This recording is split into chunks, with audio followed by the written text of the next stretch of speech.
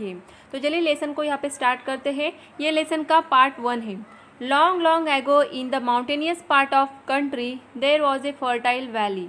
There were many waterfalls slipping down the mountain tops but not into the valley।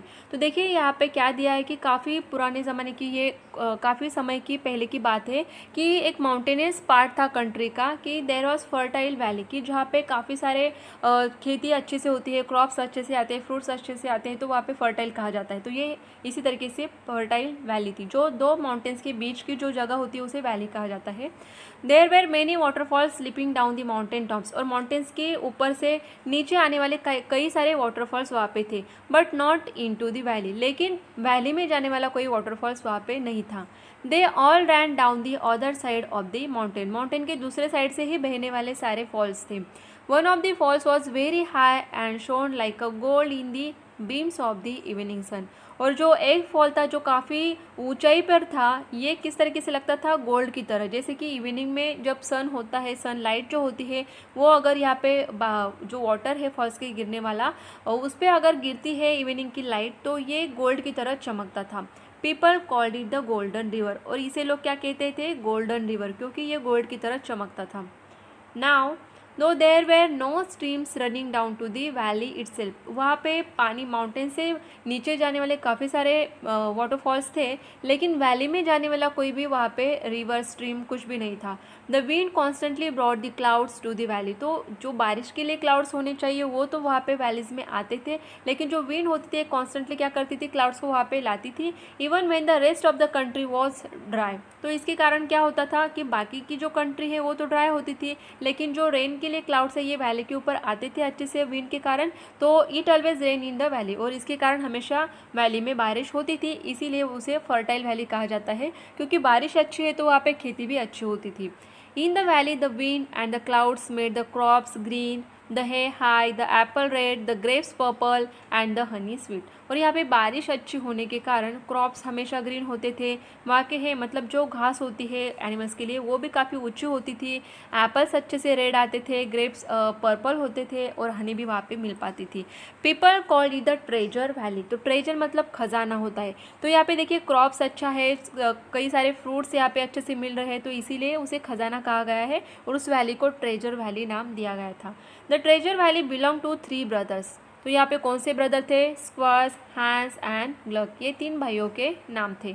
The 2 older brothers were big, ugly and big, जो बड़े जो brother थे दोनों ये कैसे थे, अगली and big. They were good farmers but they killed everything that was not profitable for them, ये काफ़ी अच्छे फार्मर्स तो थे, लेकिन जो चीज़ उन्हें फ़ायदेमंद नहीं होती थी उसे वो क्या कर देते थे, ख़त्म कर देते थे। Even little things like black birds and hedgehogs and crickets जो होते हैं इंसेक्ट्स, उनको भी वो मार देते थे।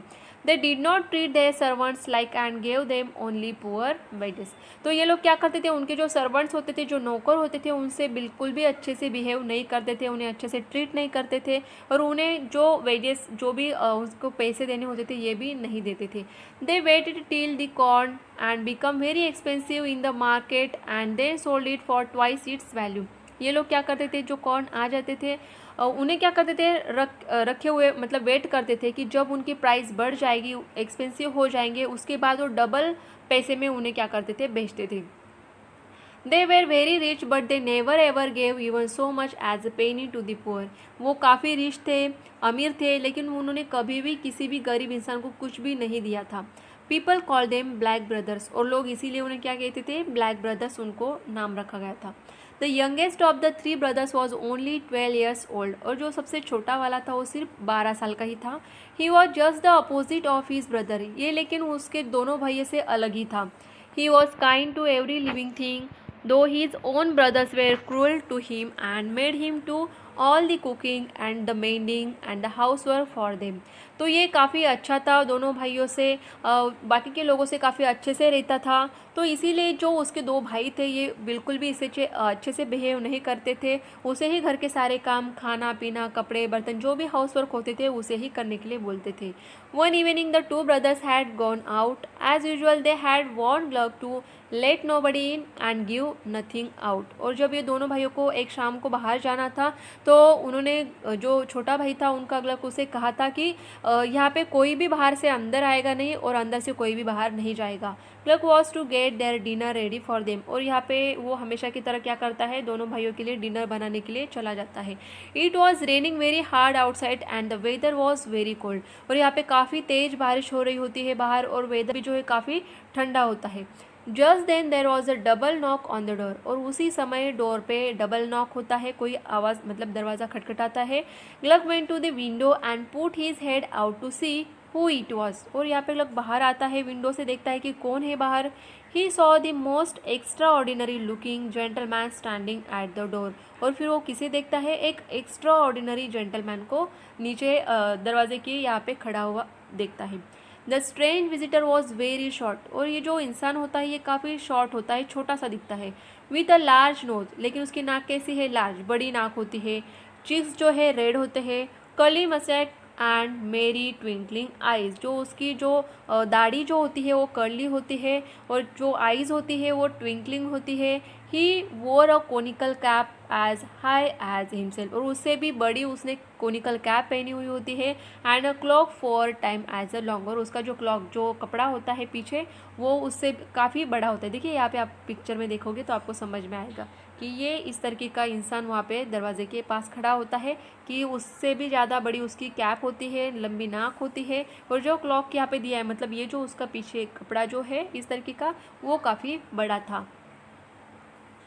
देन आपको यहाँ पे दिया है I am wet let me in said the stranger. तो स्ट्रेंजर क्या बोलता है इसे, जब ये छोटा सा लड़का है यहाँ पे खिड़की से नीचे देखता है तो वो उस लड़के को कहता है कि मैं भीग चुका हूँ, मुझे अंदर आने दो। I beg pardon sir said Gluck, I am very sorry but I really can't, my brothers would beat me to death if I did any such thing.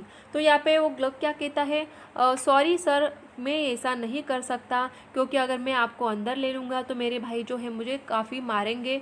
But Gluck saw how hard it was raining and how cold it was. लेकिन वो Glück देखता है बाहर कि कितनी तेज़ बारिश हो रही है और काफ़ी ठंड भी है। And how wet the gentleman look. और जब वो देखता है कि वो जेंटलमैन जो है पूरी तरीके से भीग चुका है, so he open the door and let the stranger in. और उसे दया आ जाती है उसके ऊपर, वो दरवाज़ा खोलता है और उसको अंदर ले लेता है। Gluck thought he would let the stranger get warm inside for some time and ask him to leave before his brothers came home. तो यहाँ पे ग्लक क्या सोचता है कि मैं ये जो स्ट्रेंजर है उसको अंदर बुलाऊंगा, थोड़ी देर के लिए इसे अच्छा लगेगा, वार्म लगेगा, गर्मी लगेगी घर के अंदर, और थोड़ी देर के बाद मैं उसे लौटने के लिए बोल दूंगा कि मेरे भाई वापस आने से पहले ये यहाँ से चला जाएगा। The stranger however had no plans of leaving. लेकिन स्ट्रेंजर को देखकर ऐसा नहीं लग रहा था कि उसे यहाँ से जाने का कोई भी प्लान है। In fact he told Gluck that he had nothing to eat for 2 days and was very hungry. लेकिन वो यहाँ पे क्या बोलता है ग्लक को कि मैं 2 दिन से मैंने कुछ भी नहीं खाया है और मैं काफ़ी भूखा हूँ। It melted Gluck's heart to hear this. और जो ग्लक होता है ये काफ़ी अच्छा इंसान होता है, काफ़ी अच्छा बच्चा होता है। तो ये सुनने के बाद उसे क्या होता है, मेल्टेड हार्ट मतलब उसे दया आ जाती है उसके ऊपर। So he decided to give the stranger a part of his own dinner. तो वो यहाँ पे सोच लेता है कि जो मेरे हिस्से का डिनर है वो मैं इसे स्ट्रेंजर को दे दूँगा। Before the stranger had eaten it however the weak brothers return. और जब ये खाना खा रहा होता है स्ट्रेंजर, उसी टाइम ये ब्रदर्स वापस आ जाते हैं। They were shock to see the little gentleman sitting in the house. और वो दोनों भी शॉक हो जाते हैं कि हम लोगों ने तो छोटे भाई को बिल्कुल किसी को अंदर आने के लिए नहीं बोला है, फिर ये कौन बैठा है। At once the brothers began to shout at Gluck. और फिर वो क्या करते दोनों भाई अपने छोटे भाई के ऊपर चिल्लाना शुरू करते हैं। Schwartz threw a rolling pin at Gluck. और वो जो बड़ा भाई होता है वो क्या करता है, रोलिंग पिन जो होता है उसे उसकी तरफ फेंकता है। At that instant the stranger put in his conical cap and the rolling pin went spinning to a corner of the room. और यहाँ पे जो स्ट्रेंजर होता है वो सिर्फ अपनी कोनिकल कैप पुट करता है वहाँ पे, और जो रोलिंग पिन उसने फेंका है उसके भाई ने, ग्लक के भाई ने, वो रूम के कॉर्नर में कहीं और गिर जाता है। The brothers turn to the visitor and order him to get out of the house. और यहाँ पे जो ब्रदर्स है उस विजिटर को, मतलब जो स्ट्रेंजर, जो इंसान आया था बाहर से, उसे ऑर्डर करते हैं कि तुम यहाँ से निकल जाओ। The little man asked them humbly to let him stay as it was so cold and wet outside. लेकिन यहाँ पे जो छोटा लिटिल मैन जो था, शॉर्ट मैन, वो उन्हें हम्बली मतलब उन्हें रिक्वेस्ट करता है कि थोड़ी देर के लिए मुझे और यहाँ पे रुकने दो क्योंकि बाहर काफ़ी ठंड है। But the evil brothers wouldn't listen. लेकिन जो ब्रदर्स होते हैं ये बिल्कुल भी नहीं सुनते हैं। They rush at the old man to throw him out of the house. और ये दोनों भाग के जाते हैं उस ओल्ड मैन को बाहर फेंकने के लिए। To their surprise, they found that they couldn't touch him. Instead, they were themselves swept into the corner with the rolling pin. लेकिन जैसे वो उसे पकड़ने के लिए और फेंकने के लिए जाते हैं और भागते हैं तो वो सरप्राइज हो जाते हैं क्योंकि वो उस इंसान को, स्ट्रेंजर को टच भी नहीं कर पाते हैं, लेकिन खुद ही एक रूम के कॉर्नर में फेंके जाते हैं। Then the old gentleman gathered his cloak and cap and said, "At 12 o'clock tonight I will call again, but since you have treated me so badly, it will be the last visit, I pray you." तो देखिए यहाँ पे जो यहाँ पे man आया हुआ था, स्ट्रेंजर, उसने अभी यहाँ पे क्या किया कि अपना जो क्लोक, जो कपड़ा उसके पीछे था, उसे कलेक्ट कर लिया, अपनी कैप ले ली और फिर उन सब भाइयों को उसने बोला कि एट 12 o'clock, आज की रात 12 बजे मैं फिर से आऊँगा, फिर से आपको कॉल करूँगा, यहाँ पे नॉक करूँगा डोर के ऊपर। अगर फिर से आप लोगों ने इसी तरीके से बैड ट्रीटमेंट दिया मुझे तो फिर मैं वापस यहाँ पे नहीं आऊँगा और इसके लिए आपको पे भी करना होगा। Then he went away like a whirlwind। और यहाँ पे घूमते हुए वो एक जैसे तूफान या फिर हवा घूमते हुए चली जाती है वैसे वो चला जाता है। That night a big storm woke the brothers, it shook the house and blew away the rope. Once again the big brother saw the strange visitor. He was sitting on a cloud bobbing up and down. तो उस night क्या होता है, big storm, काफ़ी बड़ा तूफान आता है जिसके कारण वो ब्रदर जग जाते हैं और फिर वो फिर से वहाँ पे किसको देखते हैं, वो जो स्ट्रेंज विजिटर पहले आया था उसी को फिर से वहाँ पे देखते हैं जो कि एक क्लाउड के ऊपर बैठा हुआ है और ये क्लाउड ऊपर नीचे हो रहा था। You may go to your brother's room.